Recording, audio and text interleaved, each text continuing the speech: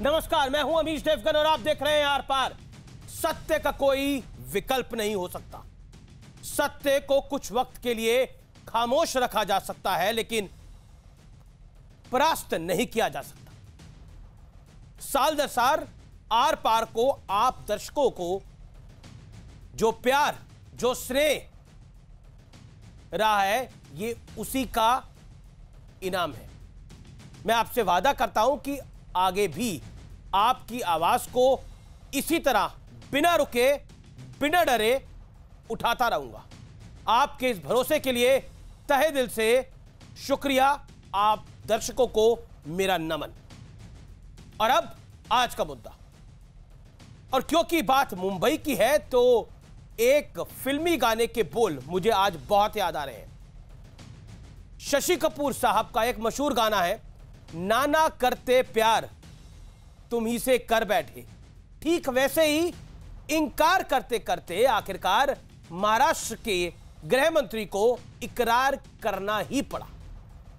उन्हें कथित उगाही के मामले में इस्तीफा देना ही होगा। आज बॉम्बे हाई कोर्ट ने परमबीर सिंह, जो कि पूर्व कमिश्नर हैं, उनकी याचिका पर 100 करोड़ की उगाही के मामले में सीबीआई जांच को मंजूरी दे दी, जिसके बाद शाम होते होते अनिल देशमुख को पद छोड़ना पड़ा। हाई कोर्ट ने अपने आदेश में कहा, परमबीर सिंह के आरोप बेहद गंभीर हैं और संगीन हैं और आरोप राज्य के गृह मंत्री पर है, लिहाजा राज्य पुलिस निष्पक्ष जांच नहीं कर पाएगी। हालांकि यही बात महीने भर से बीजेपी भी कह रही थी, लेकिन तब शरद पवार समेत पूरी पार्टी उनके पक्ष में खड़ी थी। इस्तीफा देने के बाद अनिल देशमुख ने दिल्ली का रुख किया। खबर है कि वो सीबीआई जांच के खिलाफ सुप्रीम कोर्ट तक जाएंगे। लेकिन सवाल है कि 100 करोड़ के इस कथित उगाही कांड में पहला शिकार तो कर लिया गया है, अब आगे किस किस की बारी है? आज इसी पर होगी देश की सबसे बड़ी बहस।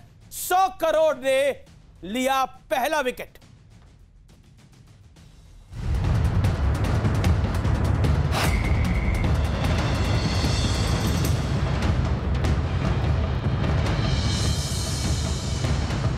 कॉम्प्रोमाइज सरकार बचाने का कॉम्प्रोमाइज नहीं है, तो स्टेट के साथ कॉम्प्रोमाइज है। अगर पूरे तार को जोड़ा जाए तो ये तार क्या दिखाते हैं? एक बड़े षड्यंत्र, लूट का।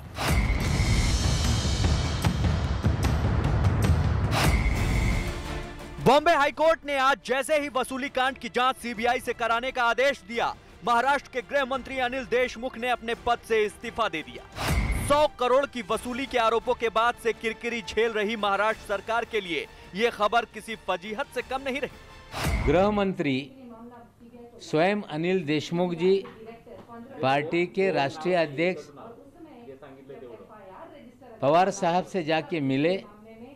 उन्होंने इच्छा जाहिर की कि ये प्रीलिमिनरी इंक्वायरी चलते हुए मैं अपने पद पे नहीं रहना चाहता। गृह मंत्री का ये इस्तीफा बहुत पहले आना चाहिए था। किस प्रकार से सरकार में रैकेट चल रहा है, ये सारी चीजें बाहर आई। पुलिस फोर्स को प्राइवेट आर्मी की तरह वसूली के लिए अगर इस्तेमाल किया जाए तो इससे दूसरा कोई अलग उसमें से निष्कर्ष नहीं आ सकता है। अपने बोझ से ये सरकार गिरेगी। सीबीआई जांच और अनिल देशमुख के इस्तीफे ने बीजेपी को और ज्यादा हमलावर कर दिया है।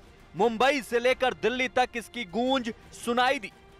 अनिल देशमुख से ने जो उगाही की मांग की, तो वो सिर्फ अपने लिए कर रहे थे या अपनी पार्टी के लिए कर रहे थे या पूरी सरकार के लिए कर रहे थे? आजाद भारत के इतिहास में आज तक नहीं हुआ है कि पुलिस कमिश्नर गृह मंत्री पर आरोप लगा रहा है। बहुत से अधिक सेतु निकलेंगे इससे, और हम चाहते हैं कि इस पूरे मामले के सभी सेतुओं की जांच होनी चाहिए। किसी व्यक्ति के खिलाफ बगैर सुने कोर्ट को निर्णय नहीं देना चाहिए। क्या अनिल देशमुख जी को भी सुना गया है या नहीं? महाराष्ट्र सरकार ने तो सीबीआई को जांच के लिए अनुमति नहीं दी, तो क्या अदालत को इस पहलू को ध्यान में नहीं रखना चाहिए? जब देश में जो सरकार है वो वहां की सरकार को गिराने का षड्यंत्र कर रही हो और उसके लिए वो केंद्रीय जांच एजेंसियों की मदद ले रही हो। इससे पहले आज मुंबई पुलिस के पूर्व कमिश्नर परमबीर सिंह के मामले में बॉम्बे हाईकोर्ट में सुनवाई हुई।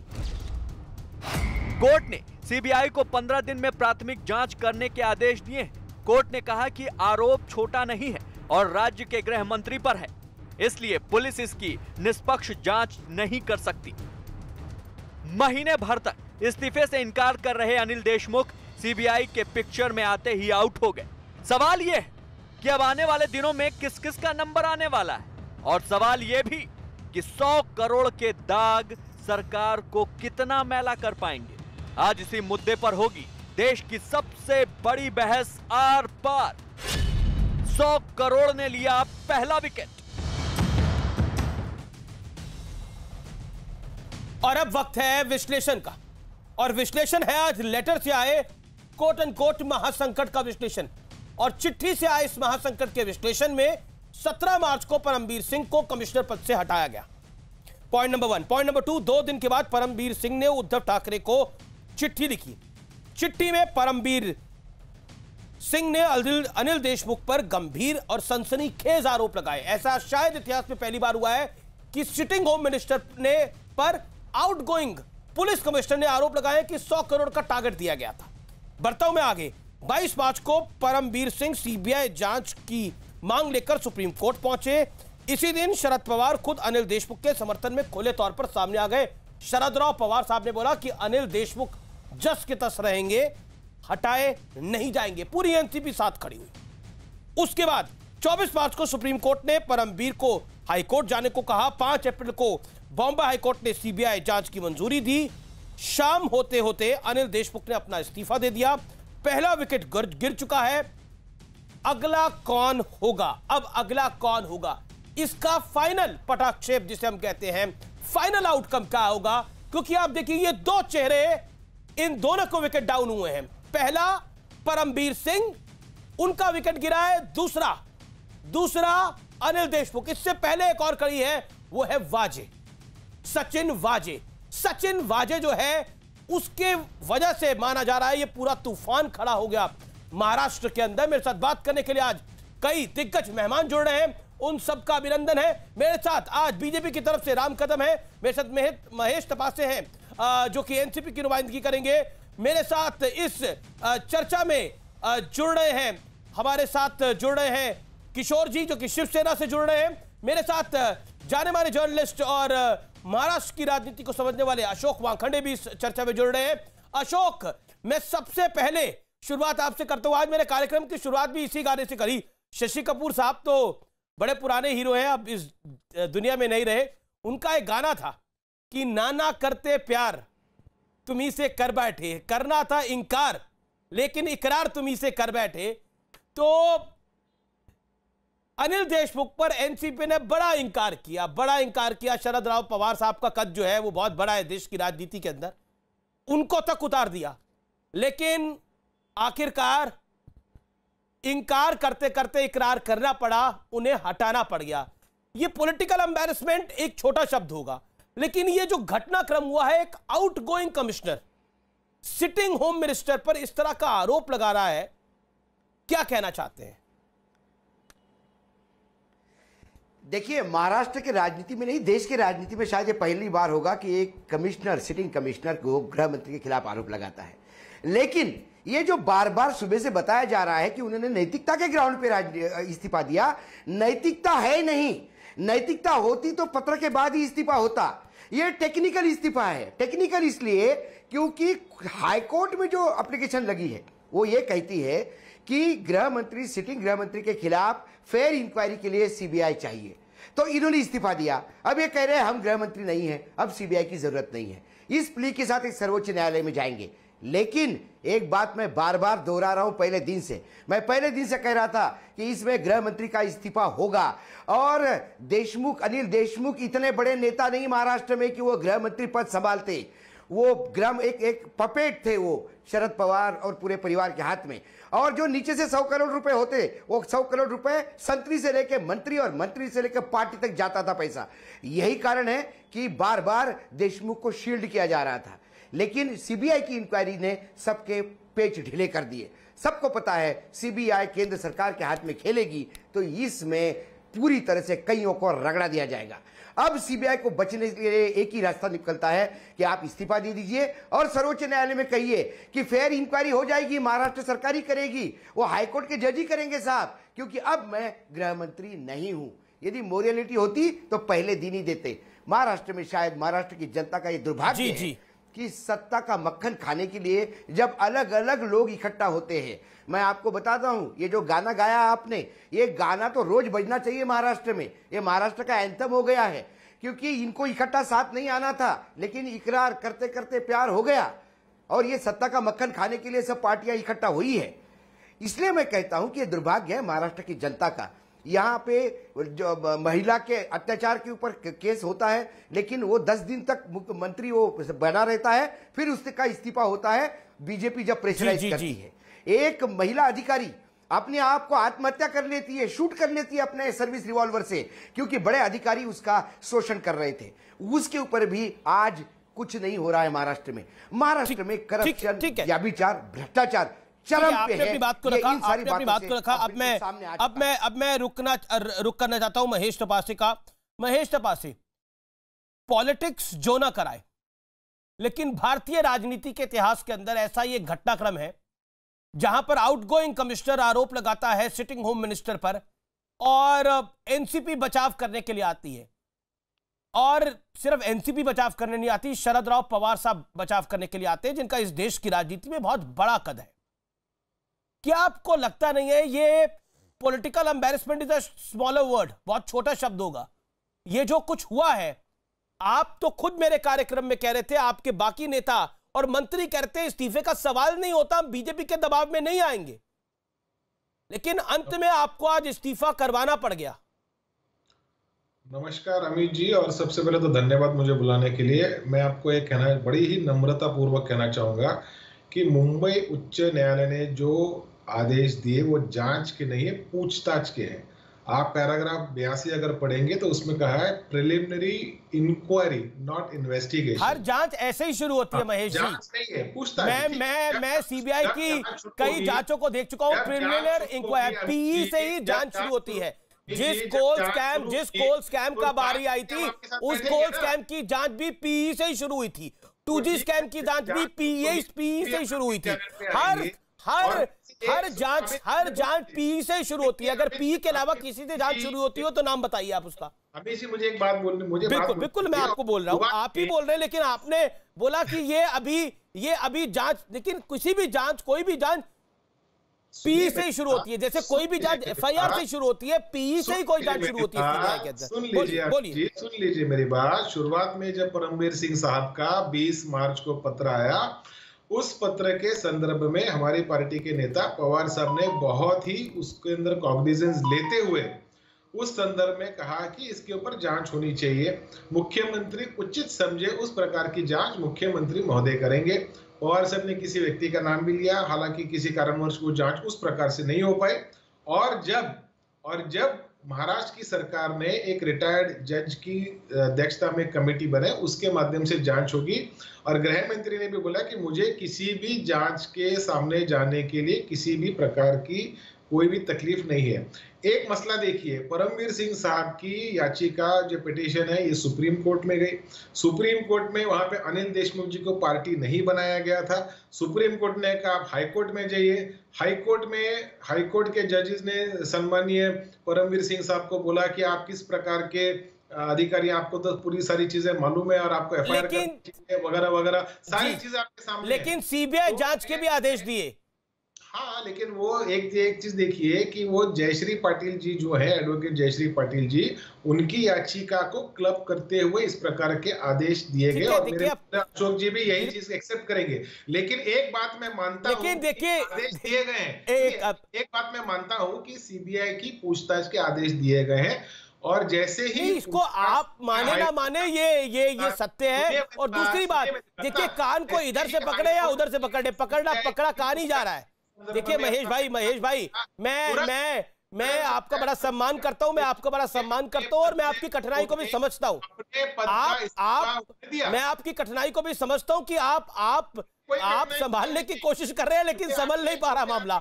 लेकिन महेश जी, मैंने आपको पूरा वक्त दिया, आपने 3.5 मिनट अपनी बात को रखा। महेश जी अब मुझे बाकी मेहमानों के पास भी जाने दीजिए। देखिए, राम कदम है, बीजेपी के वरिष्ठ नेता है महाराष्ट्र मुंबई के, उनका मैं रुख करता हूं। राम कदम, पहला लॉजिक जो इसी कार्यक्रम में दिया गया, ये देखिए जांच नहीं है, ये पीई है। दूसरा पॉइंट, क्या आपको लगता है कि 100 करोड़ का ये पहला शिकार था, यानी पहला विकेट था जिसको आज हमने नाम दिया है, या फिर आपके लिए असली विकेट तब होगा जब सरकार गिर जाएगी? यही आरोप है आप लोगों पर। अमित जी, इस मंथना के आरंभ में कुछ तर्कों के आधार पर कुछ बिंदुओं की ओर आपका ध्यान में आकृष्ट करना चाहूँगा। यहाँ पर सरकार की ओर से प्रवक्ता के रूप में जो अपनी भूमिका दलील रख रहे हैं, वे उस पुरानी कहावत को याद दिलाते हैं कि ऊपर से गिरे तब भी बंदर कहता है कि हमारी टांग अब भी ऊपर है। न्यायपालिका ने करारा तमाचा महाराष्ट्र की इस वसूली सरकार को लगाया है। 52 पन्ने के फैसले में न्यायपालिका कहती है कि महाराष्ट्र सरकार के द्वारा, पुलिस के द्वारा ये जांच, जो भी कहे उसको नाम कुछ भी दो, जांच ही होती है, वह सीबीआई के द्वारा की जाए, महाराष्ट्र सरकार के द्वारा, पुलिस के द्वारा न हो। तब जाकर के सरकार के नेता मंत्री कहते हैं कि ये तो हम नैतिकता के आधार पर दे रहे हैं। इनकी नैतिकता पिछले 1.25 महीने से कहाँ खो गई थी? कौन सी कुंभकर्ण की निद्रा में थी? अचानक से आज जाग उठी नैतिकता। शरद पवार जी स्वयं 24 घंटों के अंतराल में 2 बार प्रेस वार्ता करते हैं। पहली प्रेस वार्ता में कहते हैं कि देशमुख जी की इस्तीफे की बात, उसका फैसला महाराष्ट्र के मुख्यमंत्री करेंगे। तुरंत चंद घंटों में ऐसी कौन सी बात घटित होती है कि उन्हीं शरद पवार को यू टर्न मारते हुए घुमजाव करने की आवश्यकता पड़ती है? कहते हैं कि अब इस्तीफे की कोई आवश्यकता नहीं। क्या देशमुख जी मुंह खोले तो तीनों दलों के बड़े नेता मुंह दिखाने के लायक नहीं बचेंगे? यह डर था, उसलिए देशमुख जी का और वाजे गैंग का पूरी तरह से पहाड़ की तरह बड़े बड़े दिग्गज नेता समर्थन कर रहे थे, बचाव कर रहे थे। पूरी तरह से स्पष्ट है यह सरकार आपराधिक मामलों में लिप्त है। और जिस कमेटी की बात करते हैं, चांदीवाल कमेटी की, उसको क्या कहा गया? 6 महीने के आराम से 6 महीने, उसके बाद आप रिपोर्ट सौंपना। ओके, जवाब मामला रफा दफा करते हुए ठंडे बक्से में डालने का इनका पूरा प्रयास था, जो आज न्यायपालिका ने भी उस प्रयास को देखा और न्यायपालिका ने तुरंत दूसरा बिंदु एक 10 सेकंड में बोल दूं अमित जी, लास्ट कि महाराष्ट्र के मुख्यमंत्री उद्धव ठाकरे जी की खामोशी पूरा देश देख रहा है। इंसान खामोश कब होता है? जब बोलने के लिए जवाब न तब खामोश होता है। पूरी तरह से तीनों दल ये वसूली के मामले में मिलीभगत है इनकी, और वही कारण है कि उद्धव ठाकरे जी खामोश है। जी, अब मैं क्योंकि किशोर तिवारी का रुख करूंगा, शिवसेना के बारे में कहा गया है। मेरे साथ शहजाद पूनावाला भी जुड़ गए हैं, वकील हैं और पॉलिटिकल एनालिस्ट भी हैं। किशोर तिवारी, बड़ा स्पष्ट सवाल है। आज रविशंकर प्रसाद ने एक प्रेस कॉन्फ्रेंस करी, अभी आपने राम कदम को भी सुना। उद्धव ठाकरे पर उनका निशाना, उन्होंने बोला कि उद्धव ठाकरे अब सरकार नहीं चला सकते उधर। हमें रविशंकर प्रसाद जी के सर्टिफिकेट की जरूरत नहीं। महाराष्ट्र में हमारी सरकार चुस्त दुरुस्त चल रही है और कोई विकेट वगैरह गिरा नहीं है। अमित जी आप बोल रहे कि विकेट गिर गया, ये गिर गया, कुछ नहीं है।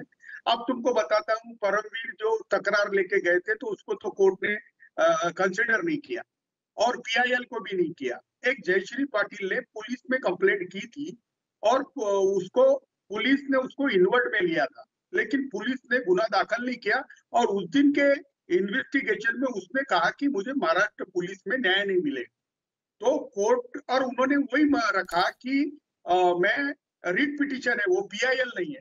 रीट पिटीशन में जयश्री पाटिल ने जो कुछ लिखा उसको अब कोर्ट ने कंसिडर किया, क्योंकि पुलिस जिस थाने में ये आप अपना बोलने का जो कीमती समय है, आप हमारे चैनल पर आए हैं, आप मुझे फैसला समझाने में लगा रहे हैं कि देखिए फैसला ये, फैसला मैंने पढ़ रखा है, फैसले में क्लियर कट है कि पी दर्ज होगी, कार्रवाई उसके हिसाब से होगी। और आप कह रहे हैं विकेट नहीं हुआ। आपको लग रहा है कि ये परमवीर की अगर चिट्ठी ना आती तो विकेट डाउन नहीं होता क्या अनिल देशमुख का? अनिल देशमुख का विकेट तो इसीलिए डाउन हुआ है ना क्योंकि परमवीर की चिट्ठी थी, और परमवीर की चिट्ठी थी तो हाई कोर्ट मामला गया। पहले वो सुप्रीम कोर्ट गए, सुप्रीम कोर्ट ने बोला डायरेक्ट कर आप हाई कोर्ट जाइए, हाई कोर्ट गया मामला, हाई कोर्ट ने पटाक्षेप कर दिया पूरे घटनाक्रम का। आप कह रहे हैं विकेट डाउन नहीं हुआ, हो सकता है आपके लिए विकेट डाउन नहीं हुआ होगा, लेकिन इसकी आंच, इसकी छींटे पूरी सरकार पर है, और बैठे बिठाए बीजेपी के पास तुरुप का इक्का पहुंच गया है। अरे अमित जी, 175 विधायक हमारे साथ है, और अशोक वानखेड़े जी को मैं बता देता हूं कि महाराष्ट्र में अराजकता नहीं फैली है। अब जिस फॉरेस्ट अफसर की वो बात कर रहे, वहां के IAS अधिकारियों को हमने जेल में डाल के रखा है। हम यहाँ औरतें भी सुरक्षित है और सब लोग सुरक्षित है। ठीक है। शहजाद पूनावाला का मैं रुक करता हूं। महाराष्ट्र की छवि खराब करने का षड्यंत्र यहाँ नहीं करेगी। पर ये छवि खराब किसने करी? परमवीर सिंह और सचिन वाजे। परमवीर सिंह आपकी अपॉइंटमेंट थी तो परमवीर चोर निकला तो उसको अच्छा, परमवीर चोर हो गया। अच्छा, लेकिन वो कह रहा है वो चोरी सचिन वाजे किसी और के लिए कर रहा था, 100 करोड़ का टारगेट किसी के लिए दिया था, वो तो सरकार पे आरोप है जी। अरे ओके, शहजाद पूनावाला, ठीक है, लेट शहजाद पूनावाला, आप तो पेशे से वकील है, फैसला आप भी अपने तरीके से समझाना चाहेंगे क्योंकि यहां पर हर मेहमान फैसले को अपने तरीके से समझा रहा है। सिंपल भाषा में इस फैसले को कैसे आंका जा सकता है हाई कोर्ट के, और कोई विकेट डाउन नहीं हुआ जी, ये सब नॉर्मल है, सरकार बिल्कुल बढ़िया चल रही है, बॉम्बे की भाषा में मस्त चल रही है सरकार। जी देखिए, पहले तो अमीश जी, हमने देखा था कि शिवसेना का सियासी धर्मांतरण होकर वो सोनिया सेना तो बन गई थी, पर आज उद्धव ठाकरे जी का मनमोहनीकरण हो चुका है, या मैं यूं कहूं मौन मोहनीकरण हो चुका है। क्योंकि 20 तारीख को जब परमवीर सिंह का लेटर आया, और आज भी परमवीर सिंह कोई चोर नहीं, डीजीपी रैंक के अफसर है, उनको सरकार ने निकाला नहीं है, ना उन पे कोई कार्रवाई की है, उनके पत्र और बाकी केस के आधार पर आज बॉम्बे हाईकोर्ट ने कहा है कि निष्पक्ष जांच करने के लिए यह मामला सीबीआई को जाना चाहिए। अब अगर बॉम्बे हाईकोर्ट को कोई प्राइमा फेसाई प्रथम दृष्टया नहीं मिलता कुछ इसमें मजबूत तथ्य, तो वो ये ऑर्डर नहीं देता। इसका मतलब अगर प्रथम दृष्टया उस पत्र में ऐसे कुछ चीजें थी जो ये बताती है कि महावसूली हुई थी और ये महासंकट है, तो पहली बात तो ये बताना चाहिए कि परमवीर को उसी लेटर में उन्होंने ये भी बताया था कि उद्धव ठाकरे को भी ये जानकारी दी थी, तो उद्धव ठाकरे मौन क्यों थे? उद्धव ठाकरे ने कार्रवाई क्यों नहीं की? और केवल अनिल देशमुख के इस्तीफे से महासंकट को हटाने की कोशिश तो की जा रही है, पर महाविनाश तो उद्धव ठाकरे के नाक के तले हो रहा था, तो उद्धव ठाकरे पर भी कार्रवाई होनी चाहिए। सवाल यह भी बनता है, देखिए आज विकेट तो गई है, पर वो नैतिकता की विकेट है, और नैतिकता की विकेट इस तरीके से गई है, एक सेकंड सर, एक सेकंड, नैतिकता की विकेट इस तरीके से गई है कि क्या नैतिकता के आधार पर एनसीपी ने कार्रवाई कर दी, तो क्या मुख्यमंत्री उद्धव ठाकरे के मन में और उनके अंतरात्मा में नैतिकता नहीं थी, इसलिए कार्रवाई नहीं की? अब किशोर तिवारी जी परमवीर सिंह को गाली दे, किशोर तिवारी कल तक हम साथ साथ है, और आज हम आपके हैं कौन? परमवीर सिंह को तो आपने सीएजी बनाया, आप इसी शो पर आकर कितनी तारीफ करते थे सुशांत केस में उनके कार्रवाई पर, आप इसी शो पर आकर कहते थे कि किस तरीके से परमवीर जैसा अफसर नहीं है, और आज परमवीर को हम आपके हैं कौन? इस तरीके से गाली मत दीजिए। आप सवाल ये बताइए कि सचिन वाजे को उद्धव ठाकरे ने क्यों बचाया, ये कहकर कि ओसामा बिन लादेन नहीं है। अब उद्धव ठाकरे को जानकारी थी परमवीर के लेटर के हिसाब से, तो क्या उन पर भी कार्रवाई नहीं होनी चाहिए क्या? शहजाद झूठी बातों को क्यों रख रहे हो? शहजाद झूठी बातें कर रहे हो। मैंने एक भी झूठी बात कही हो तो मैं अपना इस्तीफा दे दूंगा, पर मुझे बता दीजिए कि उद्धव ठाकरे को ये जानकारी थी ना, ये तो परमवीर जी ने लेटर में बताया है, क्या उनको जानकारी थी और फिर भी कार्रवाई नहीं कर पाई क्योंकि शरद काका ने मना किया था? ये बताइए कि मनमोहन सिंह की तरह मनमोहन सिंह महाराष्ट्र के क्यों बने? वो उसके बोलने पे, आरोपी के बोलने पे सच मानो, आरोपी के बोलने पे, अरे परमवीर वो मनसुख भाई उनके बोलने से नहीं, बॉम्बे हाईकोर्ट ने कार्रवाई की है। करके गया वो बीजेपी को जा मिला है। अरे तो आपने डीजीपी बनाकर क्यों बैठाया है, उन पे कार्रवाई क्यों नहीं की अभी तक? अच्छा, परमवीर ये तो बड़ा आरोप है। एक बड़ी खबर आ रही है, महाराष्ट्र के मुख्यमंत्री ने इस्तीफे को मंजूर कर लिया है, नए गृह मंत्री का भी चुनाव कर लिया गया है कि नया गृह मंत्री कौन होगा, इस समय की बड़ी खबर है। देशमुख का इस्तीफे को मंजूर किया गया है, इस समय की ये ब्रेकिंग स्टोरी है। दिलीप वलसे पाटिल को अब प्रभार दिया गया है। अतिरिक्त परिवार है, ये परमानेंट नहीं है जो हमारी जानकारी है। महाराष्ट्र होम मिनिस्ट्री का प्रभार जो दिया गया है वो अभी टेम्परेरी है। देशमुख का इस्तीफा परमानेंटली मंजूर कर लिया गया है। मैं क्विकली रुक करता हूं, मेरे साथ राम कदम है। राम कदम, ये सब कुछ बीजेपी का प्लान था, परमवीर बीजेपी के साथ मिल गया है। 100 करोड़ का मामला जो है वो सारा बीजेपी का क्रिएटेड है। क्या आखिरकार इन सबके पीछे बीजेपी है? शिवसेना का ये कहना है हमारी सरकार को डिस्टेबलाइज करने की। अमीश जी, अपेक्षा करूंगा किशोर जी देखिए, आपके बीच में राम कदम जी भी नहीं बोले, आप शहजाद के बीच में बोले। मेरा निवेदन है एक एक करके अपनी बात को रख लीजिए, सब अपनी बात को रख ले। आप इतने वरिष्ठ हैं, अपनी आपकी वरिष्ठता का भी हम ध्यान रख रहे हैं।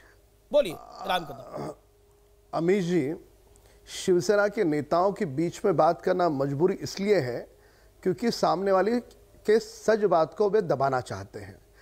वैसे इन नेता का नाम तो किशोर है पर शोर अधिक करते हैं। शहजाद जी तर्कों के आधार पर बिंदु रख रहे थे और उन तर्कों के आधार पर वे उन तर्कों को काट नहीं सकते थे, इसलिए बीच में चिल्लाने का, शोर मचाने का काम शिवसेना के नेताओं की ओर से हुआ। मूल बिंदु आप देखिएगा, केवल वाज़ेह मामला नहीं, महीने की 100 करोड़ की वसूली का मामला नहीं, पालघर हत्याकांड से लेकर के दर परत लगातार जो मामले हो रहे हैं, समूचे देश में 29 प्रांत हैं। 29 प्रांतों में अगर सबसे घिनौना दुष्कर्म गत 16 महीनों के अंतराल में किस भूमि पे हुआ होगा तो महाराष्ट्र में लगातार हो रहा है। क्या कारण है? जैसे ये स्वर्गीय बाला साहब ठाकरे जी की शिवसेना नहीं रही, ये शहजाद जी कह रहे थे, वो तो किसी पार्टी के प्रवक्ता नहीं है, बिल्कुल सही कह रहे हैं। आज उद्धव ठाकरे की खामोशी का कारण क्या है? 100 करोड़ की जो महीने की वसूली हो रही थी, उस वसूली में तीनों दल का हिस्सा क्या था? राहुल गांधी क्यों नहीं जवाब देते हैं? दूसरा बिंदु, जो 25 अगस्त को रश्मि शुक्ला ने तबादलों में भारी तौर पर वसूली की जा रही है, उससे पैसे लिए जा रहे हैं, यह उनके ही आईपीएस अफसर ने रिपोर्ट के साथ सरकार के पास दिया। मुख्यमंत्री ने निर्णय क्यों नहीं लिया? शरद पवार जी ने क्यों निर्णय लिया? अजित पवार जी ने क्यों निर्णय लिया? ये तीनों दल तबादलों में जो करोड़ों रुपया आ रहा था, वह फाइल, वह रिपोर्ट आपने 230 दिन क्यों दबा के रखी? अर्थ स्पष्ट है, यह सरकार जनता के हितों के लिए नहीं आई, यह सरकार वसूली के लिए आई है। अब यह सारा देश जान चुका है और इनकी इज्जत की धज्जियां सारे देश में उड़ चुकी है। हम नहीं कह रहे। उद्धव ठाकरे जी की पत्नी रश्मि ठाकरे, उनके सामना अखबार में उन्होंने स्वयं लिखा है, जो मुख्यमंत्री की पत्नी कहती है इज्जत की धज्जियां उड़ चुकी है, जो मुख्यमंत्री कुछ बोलना नहीं चाहते, खामोश रहते हैं, इस खामोशी का अर्थ स्पष्ट है। बताइए किशोर तिवारी, जवाब। किशोर जी जवाब। इस दुष्कर्मों में एक जैसे शामिल है। किशोर जी जवाब। देखिए, इनके पास एक भी सबूत हो कि ठाकरे परिवार ने एक भी पैसे कहीं से लिए हैं तो ये बताए। तुम्हारे चैनल पर आकर हमारे पे गंभीर आरोप लगा रहे हैं, इन्हें कोई नैतिक अधिकार नहीं है। हमारे मुख्यमंत्री नागपुर से आते हैं, अपने गृह मंत्री नागपुर से आते हैं, वो किसान के बेटे, वो ओबीसी है। इन्होंने विदर्भ के संजय राठौड़ का भी विकेट निकाला और इनका भी विकेट निकाला। ये हमारे खिलाफ साजिश करके महाराष्ट्र सरकार को डिस्टेबलाइज करना चाहते हैं। इनकी साजिश है और साजिश। अच्छा, इनकी तो साजिश है, ये आपके खिलाफ है, ये आपके खिलाफ है। एक सेकंड किशोर जी, एक एक करके सवालों का जवाब दीजिए। ये देखिए, ये इनकी साजिश है, ये आपके खिलाफ है। एक सेकंड। परमवीर सिंह की चिट्ठी, सचिन वाजे का एक उद्योगपति के यहां उनके घर के सामने बम रखना, ये सब कुछ इनकी साजिश है। पॉइंट नंबर 2, इस्तीफा ना देने का फैसला करना इनकी साजिश है।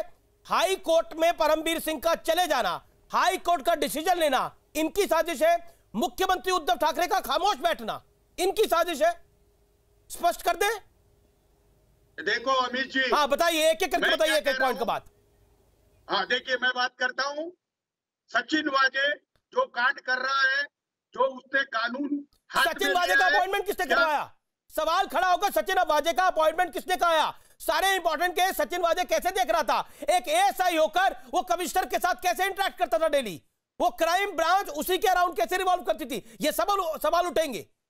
और जनता जब कोरोना से मर रही थी वहां 100 करोड़ की उगाही का टारगेट दिया जा रहा था, और अब जब गृह मंत्री ने इस्तीफा दे दिया है, मुझे जवाब देने दो। हाँ, जवाब देने दे रहा हूँ। आपके पास जवाब है कहाँ?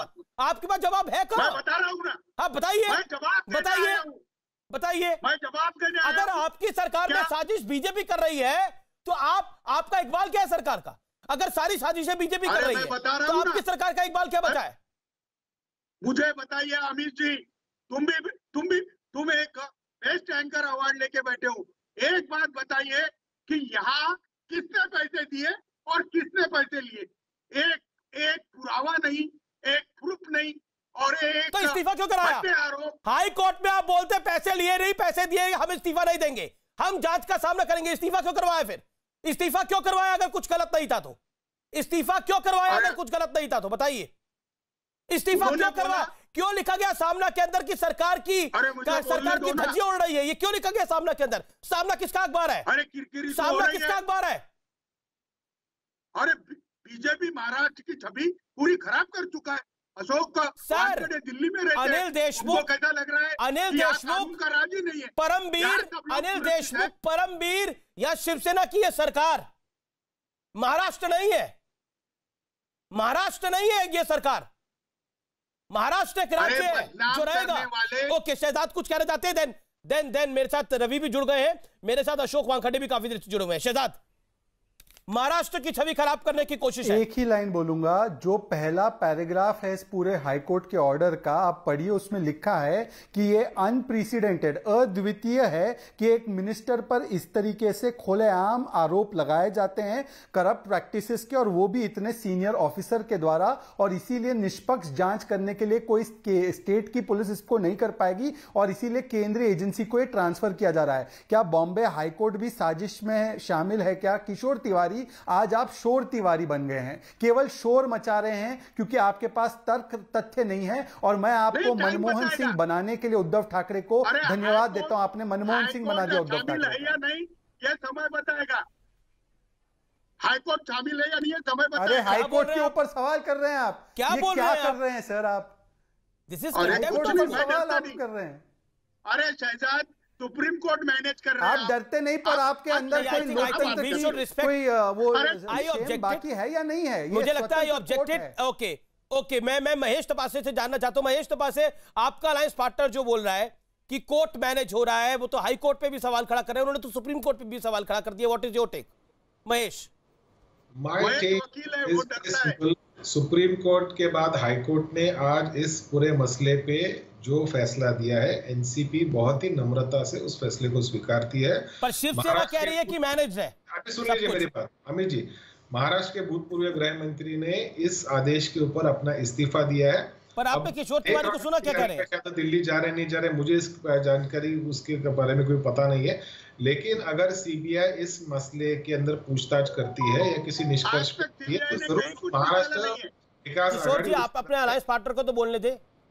महाराष्ट्र विकास आघाड़ी सरकार और बहुत सब सारी चीजों को गंभीरता से लेगी। नहीं, this is a mature answer. Okay, मैं अशोक वानखेड़े का रुख करता हूं। अशोक वानखेड़े, एक ही सांस में कहा गया कि ये सब कुछ बीजेपी करा रही है, ये सरकार इज इक्वल टू महाराष्ट्र, और कोर्ट भी मैनेज हो चुके हैं, आपके सामने किशोर जी ने बोला। अशोक। अमित जी, एक तो अमित तुम्हारा धन्यवाद, इन पॉलिटिशियंस के बीच में तुमने मुझे अभी पूछा, क्योंकि मुझे लगता है रोक टोक में कम से कम एक इंडिपेंडेंट वॉइस की भी जगह होनी चाहिए। भारतीय जनता पार्टी विपक्ष में है, विपक्ष हमलावर होगा, विपक्ष अपना काम करेगा, लेकिन सत्ता पक्ष यदि लूज बॉल देगा तो विपक्ष छक्का मारेगा।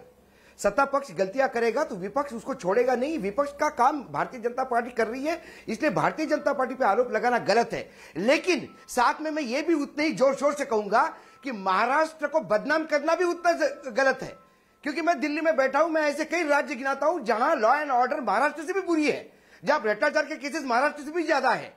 इसके मायने ये नहीं कि महाराष्ट्र में जो हो रहा है वो सही नहीं हो रहा है, महाराष्ट्र में बहुत गलत हो रहा है, क्योंकि महाराष्ट्र की एक छवि है। पॉइंट नंबर 2, ये जो बार बार बोला जाता है कि सोनिया सेना अनहोली सरकारें हैं, तो ऐसी देश में कई अनहोली सरकार बीजेपी ने भी बनाई थी, जहां सत्ता का समीकरण बैठता है। हो जाते हैं और सत्ता का मक्खन खाने के लिए चाहे बीजेपी हो कांग्रेस हो, मैं दोनों को भी कटघरे में खड़ा करता हूं। यदि हरियाणा में सरकार है तो चौटाला और बीजेपी ये भी कोई दोस्त नहीं है। चुनाव के पहले एक दूसरे को भ्रष्ट करने वाले साथी हैं। तो ऐसा ही महाराष्ट्र में हो रहा है। इसमें जनता का नुकसान हो रहा है। इसमें लोगों का विश्वास सरकार से उड़ रहा है। पुलिस यहाँ पे एक गैंगस्टर के जैसा काम कर रही है। ये दुर्भाग्य है मुंबई का। Okay, Shehzad Poonawalla respond to Ashok ji. देखिए, अशोक जी बिल्कुल सही बात कह रहे हैं, पर अशोक जी को मैं याद दिला दूं कि बीजेपी ने पीडीपी के साथ सरकार बनाई, वो अनैतिक था, वो माना भी और वो तोड़ा भी। आज शिवसेना की ऐसी क्या मजबूरी है सत्ता के खातिर कि इतने समझौते कर रहे हैं। खुद शरद पवार जी को बौखलाया गया, उन्होंने गलत बयानी की अनिल देशमुख को बचाने के लिए, और फिर खुद उद्धव ठाकरे को या तो पता था और पता होने के बावजूद भी कार्रवाई वो नहीं कर पाए, तो वो कैसी मजबूरी थी उसके बारे में हम पूछ रहे, क्योंकि हम भी महाराष्ट्र हैं, अशोक जी भी महाराष्ट्र हैं, तपासे जी भी महाराष्ट्र हैं, राम कदम जी भी महाराष्ट्र हैं, और हम सब ये जानना चाहते हैं हमारे प्रदेश के बारे में कि इस तरीके से समझौता सत्ता के लिए क्यों किया जा रहा है। शहजाद भाई जरा हरियाणा भी बोलेंगे। हरियाणा का भी उदाहरण शहजाद मैंने दिया था, वहां सरकार अभी भी बरकरार है। मैं बार बार कह रहा हूं, मैंने राम कदम की डीजीपी द्वारा महाराष्ट्र में वहां बिल्कुल हरियाणा में डीजीपी द्वारा अनिल विज वहां के गृह मंत्री है, उनके खिलाफ कौन सी चिट्ठी लिखी गई है कि यहाँ 100 करोड़ की या 500 करोड़ की उगाही का मामला आया? मुझे कोई और दूसरा राज्य बताइए जहां पर ये ऐसा मामला आया हो। सवाल है विज साहब ने वहां ट्रांसफर्स को लेके ऑफिस में जाना बंद कर दिया था। ये हरियाणा में जो हो रहा है, ओके राम कदम, ये सब लेकिन उगाही की बात सामने आई है तो आप सार्वजनिक करिए उस बात को। ओके राम कदम, अमित जी, ट्रांसफर में उगाही होती है। अमित जी, मैं अमित जी, व्यक्तिगत तौर पर मैं स्वयं अशोक वानखेड़े जी का बहुत सम्मान करता हूं, पर आज चर्चा हो रही है महाराष्ट्र के इस संगीन मामले की, जहां पर खुद एक आईपीएस अफसर जो अभी भी वर्तमान सेवा में है, वे सबूतों के आधार पर महाराष्ट्र के मुख्यमंत्री को खत लिखते हैं, महाराष्ट्र की सरकार उस पर एफआईआर नहीं लेती, फिर न्यायपालिका उसका संज्ञान ले करके सीबीआई के जांच के आदेश देती है। तो हम उस पर चर्चा करें, अन्य प्रांतों की और कोई चर्चा हो तो उस पर अलग से चर्चा हो, ये मूल बात कहना चाह रहा था। और दूसरी मूल बात मैं फिर से कहूंगा, अशोक जी आप बोलते समय अशोक जी क्षमा चाहूंगा, केवल एक 10 सेकंड। मैं मानता हूं जो आपने गिनाया वो सबसे घिनौना है। न अशोक जी, विगत 16 महीनों के अंतराल में पालघर साधु हत्याकांड की साधुओं की किलकारियां, उनकी चीख, ये महाराष्ट्र की सरकार सुन नहीं पाई। अभी भी संतों में आक्रोश है। फौजी भाई जो देश की रक्षा के लिए अपनी प्राणों की शहादत देते हैं, उनके घर में घुस करके इनके नेता मारपीट कर रहे, ये भी देश अब तक भूल नहीं पाया। सुशांत का मामला 65 दिन इनके पास था, किस प्रकार से सबूतों के साथ छेड़छाड़ इन तीनों दलों ने की, ये देखा। किसी प्रांत में सरकार के द्वारा पुलिस बम जाकर के रखे, ऐसा हुआ है कहीं? किसी प्रांत में गृह मंत्री स्वयं कहें कि हर महीने के 100 करोड़ रुपए ले आइए, ऐसा हुआ है कहीं? किसी प्रांत में आईपीएस अफसर और डीजी दोनों रिपोर्ट सौंपे कि बड़े तबादले में करोड़ों रुपए लिए करोड़ों रुपए लिए जा रहे, ऐसा रिपोर्ट सौंपा जाए, उसके बाद पूरे देश में एक प्रांत बताइए उत्तर प्रदेश में मैं एक गुना बता देता हूं जो महाराष्ट्र से ज्यादा घिनौना हुआ है। सवाल वो नहीं है कि इससे महाराष्ट्र का पाप कम होता है, महाराष्ट्र में जो हुआ वो सबसे ज्यादा घिनौना है, मैं मानता हूं, लेकिन उत्तर प्रदेश में इससे भी घिनौने काम हुए हैं, ये मैं रेखांकित करता हूं। मेरा महाराष्ट्र करप्ट है, जो हुआ है ये बहुत घिनौना हुआ है, लेकिन बाकी राज्यों में इससे नहीं होता, ऐसा मत कहिएगा प्लीज, हाथ जोड़ की विनती है। अच्छा ठीक है अशोक जी, आपने अपनी बात को रखा, राम कदम जी आपने अपनी बात को रखा, रवि श्रीवास्तव काफी देर से कहा ही नहीं है। जी रवि जी आपके पास क्या तर्क है ये कहने के लिए कि सब कुछ सही चल रहा है महाराष्ट्र की सरकार में? मैं ये तर्क बिल्कुल नहीं दूंगा कि सब कुछ सही चल रहा है, मगर सब कुछ गलत भी नहीं चल रहा है। ऐसा हर राज्य में होता है। अशोक वानखेड़े ने बहुत ठीक बात की है। अच्छा, किस राज्य में हुआ है, मुझे एग्जांपल दीजिए।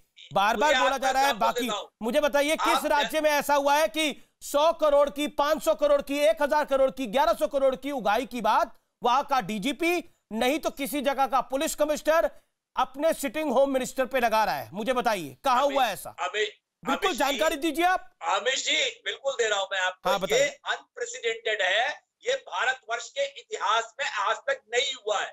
मैं आपकी इस बात से इनकार नहीं कर रहा हूं। बिल्कुल, अब आप सही बात बोल रहे हैं। और फिर इसका कंपैरिजन कैसे यूपी से हो सकता है ना? यूपी के अंदर अगर रेप की घटना हुई तो रेप अलग विषय है। रेप का अगर राज्य के गृह मंत्री पे आरोप लग रहा है कि वो कोरोना के काल में 100 करोड़ रुपए की उगाही की बात कर रहा है और आउटगोइंग पुलिस कमिश्नर ये आरोप लगा रहा है, ये बहुत सामान्य बात लग रही है। आप खुद कह रहे हैं विषय है, तो सब कुछ सही कैसे हो सकता है?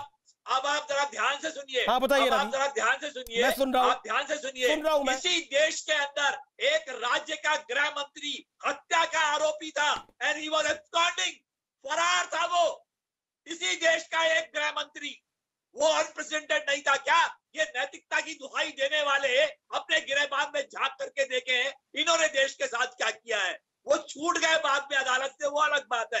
अनिल देशमुख जी छूट सकते हैं अदालत से, ये भी बात सही है बिल्कुल। पर मेरा ये कहना है मामला क्या था, जो भी हो रहा, आप मौजूदा गृह मंत्री अमित शाह की बात कर रहे हैं, जब वो गुजरात के गृह मंत्री थे, नरेंद्र मोदी सीएम थे। वो मामला क्या था? वो मामला क्या था? क्योंकि वो मामले को मैंने कवर करा, इसलिए मैं आपसे जानना चाह रहा हूँ वो मामला क्या था। आप बोलेंगे मैं बोलूंगा, आप बोलेंगे मैं बोलूंगा। एक आतंकी को मारने का मामला था, एक आतंकी को मारने का मामला था, एक आतंकी के एनकाउंटर का मामला था, इशरत जहां के एनकाउंटर का मामला था, जिसमें अभी पुलिस के अधिकारियों को सीबीआई कोर्ट ने बाइज्जत बरी करा है। बिल्कुल करा है। तो फिर ये कहना चाहता हूं कि बरी ये कल को अगर अनिल देशमुख हो गए 15 दिन के बाद में, तो उनकी मान की हानि की भरपाई कौन करेगा? मेरा ये कहना है। आप पीई कर रहे हैं, पी प्रिलिमिनरी इंक्वायरी है, मामूली पूछताछ है, मगर आपको याद रखना चाहिए कि महाराष्ट्र की सरकार ने सीबीआई की एंट्री बंद कर रखी है। जब सुशांत सिंह राजपूत का केस था तब भी सुप्रीम कोर्ट के ऑर्डर पर सीबीआई यहाँ पे आई थी। यहाँ पे सीबीआई तभी आएगी जो 5 राज्यों में सीबीआई की एंट्री बैन है, महाराष्ट्र भी उनमें से एक है। जब सीबीआई की इंक्वायरी अगर सुप्रीम कोर्ट ऑर्डर करेगा तो राज्य लेगा, राज्य करवाएगा इंक्वायरी। अमित जी मुझे बोलने दें। अमित जी ये इतना ब्लड प्रेशर बढ़ा करके किसका समर्थन कर रहे हैं? सीबीआई पाकिस्तान की जांच एजेंसी है, ये हमारे महाभारती की है। ना किसकी? ना सीबीआई जांच एजेंसी पाकिस्तान की या भारत देश की है? आप लोकतंत्र को मानते हो नहीं मानते हो? लोकतंत्र को अगर मानते हो, संविधान को मानते हो, तो ना सुने मेरी बात। आप बोलते समय बीच में नहीं बोला, सुने मेरी बात। आप अमित जी इस प्रकार से चर्चा नहीं हुआ करती। सीबीआई जांच एजेंसी अपने भारत देश की है। यहाँ पर ये तीनों दल इस प्रकार से रवैया और बर्ताव कर रहे हैं, बौखला गए ये कि जैसे सीबीआई पाकिस्तान की जांच एजेंसी है। क्या कारण है उसे रोकने का? उसे रोकने का कारण है ये जो धड़ल्ले से तुम्हारा ये जो वसूली का काम चल रहा था, धड़ल्ले से तबादलों में करोड़ों रुपया लेने का काम चल रहा था, जिस प्रकार से हर मामले को रफा दफा करने का आपका जो दुष्प्रयास था, उसे छुपाने के लिए आपने सीबीआई को रोका।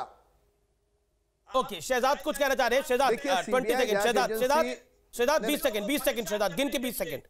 एक ही, हाँ जी, देखिए ऐसा है कि नैतिकता के आधार पर आज एनसीपी ने अनिल देशमुख जी का इस्तीफा लिया है, उसका स्वागत तो होना चाहिए। पर मैं यही पूछना चाहता हूं एनसीपी से थोड़ी सहानुभूति करके कि अगर वो नैतिकता की पट्टी अनिल देशमुख तक जाती है तो मुख्यमंत्री तक कहां कट जाती है? क्योंकि वही पत्र में मुख्यमंत्री को ब्रीफ किया था, ये पूरी जानकारी है। तो नैतिकता की पट्टी से अगर अनिल देशमुख को मार पड़ी तो पहले उद्धव ठाकरे को भी पड़ी। और दूसरी बात, महेश 10 सेकंड का रिप्लाई, क्योंकि उसी पत्र में मुख्यमंत्री का भी जिक्र था। तो क्या आप कहना चाहते हैं? आपके नेता की तो बली हो गई। परमवीर सिंह जी के पत्र के ऊपर एक सदस्यीय इंक्वायरी जांच कमीशन जारी की महाराष्ट्र में, जो अपना अहवाल सादर करेगी महाराष्ट्र की सरकार के सामने। और मैं आपसे फिर एक बार कहना चाहूंगा कि इस प्रकार से, जैसे अभी मेरे मित्र राम कदम जी बोले, आज फ्रांस की एंटी लॉबिंग एक एंटी करप्शन एजेंसी ने बताया 10 करोड़ रुपए मिले, 10 करोड़ रुपए दिए गए राफेल की तरफ से किसी मिडिलमैन को। वो 10 करोड़ की जांच कौन करेगा? कौन करेगा 10 करोड़ की जांच जो राफेल कंपनी ने दिए भारत के किसी मिडिलमैन को? सर मेरे सवाल का, अब राफेल भी इसमें आ गया, मेरे सवाल का जवाब आप कृपया करके दे दे। अगर इसकी भी जांच होगी, बिल्कुल बिल्कुल सारी जांच होगी, लेकिन इस समय इंपॉर्टेंट, इस समय महत्वपूर्ण ये है सर अलग से चर्चा रखें, हम तुम्हारे सारे सवालों का जवाब देंगे। 10 करोड़ राफेल में किस मिडिलमैन को दिए गए और ये मिडिलमैन किसके नजदीक था? ये सारी चीजें अब सामने आएंगी। सारे तुम्हारे सवालों का हम जवाब देंगे। अभी जो मूल मुद्दा है उस मूल मुद्दे को राम कदम जी एक सेकंड राम कदम जी। महेश, शहजाद पूनावाला ने एक बेसिक पॉइंट उठाया कि जब चिट्ठी के अंदर अनिल देशमुख का जिक्र था, उसी चिट्ठी में लिखा गया था कि उद्धव ठाकरे को भी ब्रीफ किया गया था इस पूरे मामले में। तो क्या ये नैतिकता की तलवार सिर्फ अनिल देशमुख तक है, एनसीपी तक है, आगे नहीं है?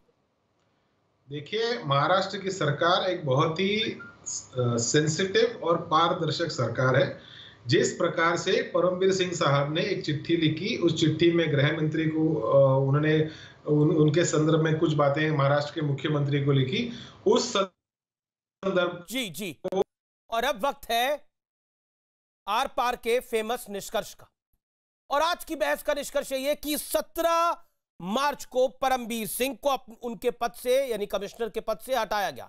उसके बाद से यह घटनाक्रम चला, लेकिन लाख बार इंकार किया गया कि इस्तीफा नहीं होगा, कुछ गलत नहीं है, लेकिन आज इकरार करना पड़ा, इस्तीफा देना पड़ा।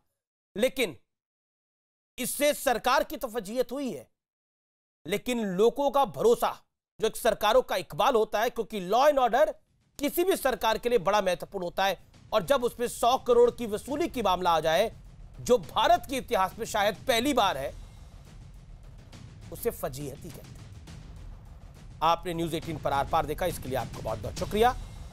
और आपने आर पार को इतना प्यार दिया, देश का सबसे लोकप्रिय और नंबर 1 शो बनाया, इसके लिए भी आपका बहुत बहुत अभिनंदन और शुक्रिया। मैं नतमस्तक होकर आपको इसके लिए धन्यवाद करता हूं।